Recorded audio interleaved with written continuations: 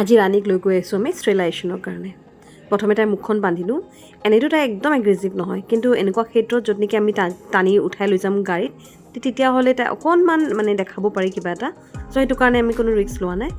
দীপশিখাই একেবাৰে তাইক ধুনীয়াকৈ উঠাই মেলি গাড়ীত সোমাইছে। কিন্তু চাওকচোন, এইফালেদি সোমাইছে আৰু এইফালেদি সি জাপ মাৰি ওলাইছে, ইমান বদমাছ। তাৰপাছত আমি একদম তাক দুজনে ধৰি তেনেকৈ লৈ গ'লোঁ। নহ'লে ছেইম কামটো যদি ৰাস্তাত কৰে তাক বিচাৰি নাপাম মই যদি হেৰাই যায়হি। চ' আমি আহি পালোঁ ইয়াতে ডক্টৰ শ্যামত তাত। তেওঁ বহুত ভাল চাৰ্জন হয়, ৰজিৰ অপাৰেশ্যনো তেওঁৱে কৰিছিলে।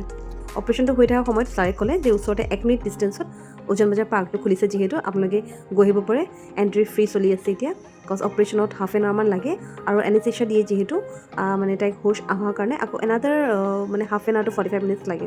চ' সেইটো কাৰণে মই জানো যে ৰজি সময়টো বহুত সময় এনেই বহিলোঁ আমি। চ' মই ভাবিলোঁ যে চলো আমি অলপমান গৈ কিনে অলপমান ৰিফ্ৰেছ হৈ আহোঁ। চ' পাৰ্কটোত আহিলোঁ, ইমান ভাল লাগিছে ইয়াত আহি পেলাই। একদম বতাহ মাৰি আছিলে পূৰা, আৰু বহুত দিনৰ পাছতে এনেকুৱা এটা মানে এনভাইৰনমেণ্টত আহিলোঁ।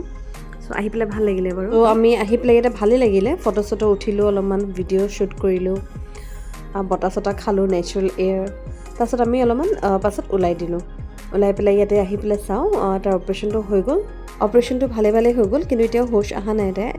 ইন দ্য মিন টাইম মই ফ্ৰুটছ অলপ আনিছিলোঁ। দীপশিখা এনেও আজি মানডে ফাষ্টিং আছিলে, চ' তাইক দিলোঁ মই খাবলৈ। এইফালে ৰাণী বুলি মাতোঁতে অলপমান ৰিয়েক্ট কৰিলে। ছাৰে কৈছে এতিয়া লৈ যাব পাৰিম আমি 10-15 মিনিটছৰ পাছত। চ' এতিয়া চাওকচোন, মদ খোৱা মানুহৰ নিচিনা ইধৰ চলা মে উধৰ চলা হৈ আছে। এটা কথা মই ইয়াতে বুজি নাপাওঁ, যোনটো কাম গভৰ্ণমেণ্টৰ হয় সেইটো পইচা খাই বহি আছে, আৰু সিহঁতৰ কামখিনি আমি কৰি আছোঁ, তাকো আমি আমাৰ পকেটৰ পৰা পইচা সোমাই পেলাই। এটা অপাৰেশ্যন কষ্ট 4500 আৰু অহা যোৱা লৈ পেলাই 5000।